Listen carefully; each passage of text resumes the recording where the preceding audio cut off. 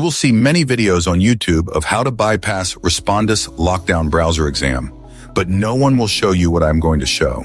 I'm going to give you guys live demonstration of how you can cheat on Respondus lockdown browser with simple methods. It's a short video and every step is important to bypass Respondus lockdown browser, so don't skip even a second. Let's get started. Secret application method. In this method, you have to install a secret app in your phone or laptop and launch as I will guide if you want to go undetected during your proctored exam. After that, I will make some settings after which you can easily hack Respondus lockdown browser and no one will know.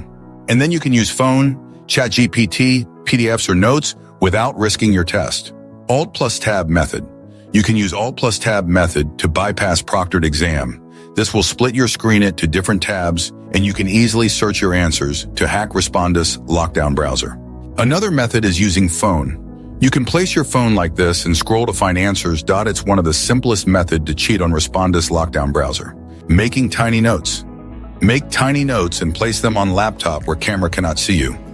I use this method very often to cheat on Respondus lockdown browser. With new advanced technologies and highly secured softwares, it is difficult to bypass online proctored exams.